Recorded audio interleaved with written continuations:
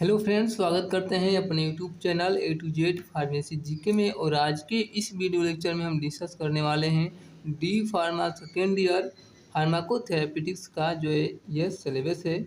जो पिछले लेक्चर में हमने डी फार्मा सेकेंड ईयर फार्माकोथेरेपिटिक्स से चैप्टर नंबर 1 जो ये था introduction, scope and objective, rational use of medicine, हमने जो चार टॉपिक जो है पार्ट 1 में डिस्कस कर लिए थे डिटेल हिंदी से, ठीक है। और इस वीडियो लेक्चर में हम evidence based medicine, essential medicine list, standard treatment guidelines के बारे में हम डिटेल से अध्ययन करने वाले हैं। तो यदि चैनल पर नए हैं तो वीडियो को लाइक कर ले, चैनल को सब्सक्राइब कर ले ताकि आपको ऐसा वीडियो मिल सके। चलिए वीडियो को स्टार्ट करते हैं। ये रहा आपका एविडेंस बेस्ड मेडिसिन, ठीक है। चलिए इसके बारे में जानते हैं। तो क्या होती है हमारा एविडेंस बेस्ड मेडिसिन, ठीक है, जिसको हिंदी में हम बोलते हैं साक्ष्य आधारित चिकित्सा, ठीक है। साक्ष्य आधारित चिकित्सा की एक व्यवस्था है जिसमें मरीजों के उपचार के लिए डॉक्टर उस समय के उपलब्ध क्लिनिकल साइंटिफिक एविडेंस और अपनी स्किल का प्रयोग करते हुए मरीज का ट्रीटमेंट मतलब कि उपचार करते हैं, ठीक है। एविडेंस बेस्ड मेडिसिन में क्लिनिकल एक्सपर्टीज, पेशेंट वैल्यू और बेस्ट अवेलेबल रिसर्च एविडेंस का होना जरूरी है, ठीक है। तो ये होती है आपका जो है एविडेंस बेस्ड मेडिसिन, ठीक है। और ये इसके जो 5 चरण होते हैं, 5 जो है स्टेप होता है साक्ष्य आधारित चिकित्सा मतलब कि जो एविडेंस बेस्ड मेडिसिन है उसके 5 चरण होते हैं। पहला होता है हमारा तो मरीजों से क्लिनिकल क्वेश्चन पूछना, ठीक है। क्लिनिकल क्वेश्चन का मतलब क्या हुआ, जब कोई मरीज एक डॉक्टर के पास जाता है तो उस डॉक्टर होते हैं वो मरीज से क्या पूछते हैं, क्लिनिकल क्वेश्चन, मतलब कि जो कोई मान लीजिए कोई रोग है, उसका रोग हुआ है तो रोग का क्या क्या लक्षण हो रहे हैं, ठीक है, उसको क्या क्या दिक्कत हो रहा है उसके बारे में सबसे पहले वो समझते हैं, ठीक है।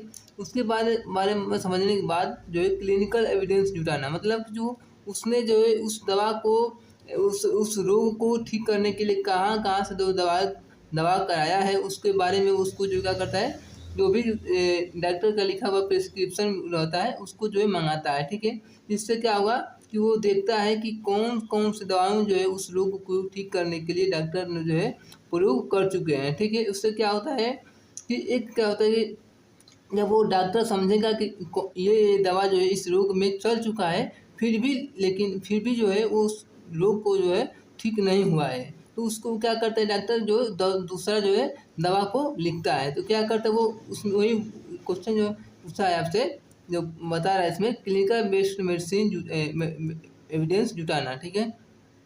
ये क्या करता है क्लिनिकल एविडेंस जुटाता है। उसके बाद तीसरा थर्ड पॉइंट है क्लिनिकल एविडेंस का मूल्यांकन करना।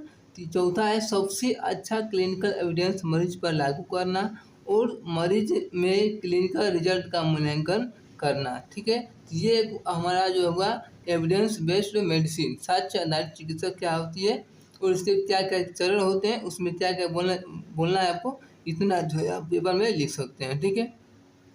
हम आगे चलते हैं, देखते हैं सबसे आगेला जो आपका स्टेप है ये है आपका पॉइंट आपका दिया है EML मतलब कि एसेंशियल मेडिसिन लिस्ट, जिसको शॉर्ट फॉर्म में EML के रूप में जाना जाता है, ठीक है। जो एविडेंस बेस्ड मेडिसिन था उसको हम EBM के नाम से जानते हैं, ठीक है। जो आपका जो एसेंशियल मेडिसिन लिस्ट है इसको हम EML के नाम से जानते हैं, ठीक है। इसमें पढ़ते हैं हम, देखिए विश्व स्वास्थ्य संगठन जिसको हम इंग्लिश में बोलते हैं शॉर्ट फॉर्म में WHO और इंग्लिश में बोलते हैं वर्ल्ड हेल्थ ऑर्गेनाइजेशन, ठीक है। तो विश्व स्वास्थ्य संगठन के अनुसार वे दवाएं आती है जो किसी देश की अधिकांश आबादी की जो प्राथमिक स्वास्थ्य देखभाल आवश्यकताओं को पूरा करती है एसेंशियल मेडिसिन लिस्ट EML कहलाती है, ठीक है। एसेंशियल मेडिसिन लिस्ट मतलब क्या हुआ कि आवश्यकताओं को पूर्ण करने वाली दवाओं को जो है एसेंशियल मेडिसिन लिस्ट जो है कहते हैं, ठीक है। जिसे 1977 में पेश किया गया था। ये आपका जो है MCQ क्वेश्चन में पूछा जा सकता है कि जो एसेंशियल मेडिसिन लिस्ट जो है कब पेश किया गया था, तो 1977 में इसको पेश किया गया था। एसेंशियल मेडिसिन लिस्ट में शामिल दवाएं कम दाम और अच्छी गुणवत्ता की होनी चाहिए। देखिए, कम दाम में अच्छी गुणवत्ता की दवाई जो है होनी चाहिए, जो है एसेंशियल मेडिसिन लिस्ट में। ठीक है, एसेंशियल मेडिसिन लिस्ट को अलग अलग देशों में हो रही बीमारियों को ध्यान में रखकर बनाया जाता है। एसेंशियल मेडिसिन लिस्ट का प्राथमिक उद्देश्य दवाओं के तर्क संगत प्रयोग, जो हमने कल के वीडियो में बताया था, रेशनल यूज ऑफ मेडिसिन।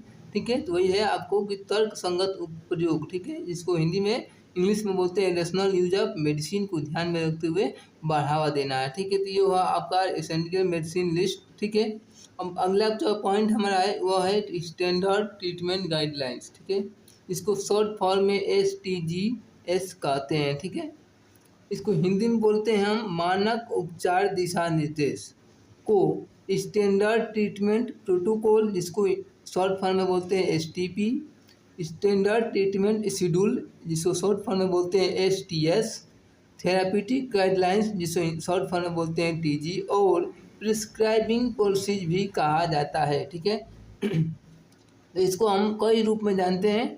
और एविडेंस बेस्ड मेडिसिन साक्ष्य आधारित चिकित्सा और देखभाल की गुणवत्ता सुनिश्चित करने के लिए स्वास्थ्य सेवाओं का एक घटक है। ठीक है, स्टैंडर्ड ट्रीटमेंट गाइडलाइंस ऐसे स्टेटमेंट होते हैं जो मरीजों और चिकित्सकों को बीमारियों के उपचार के लिए सर्वोत्तम स्वास्थ्य देखभाल के बारे में निर्णय लेने में मदद करते हैं। ठीक है, तो इतना आप पेपर में लिख सकते हैं, आपको जो है अच्छा नंबर मिल जाएगा। ठीक है, तो ये आपका हो गया स्टैंडर्ड ट्रीटमेंट गाइडलाइंस।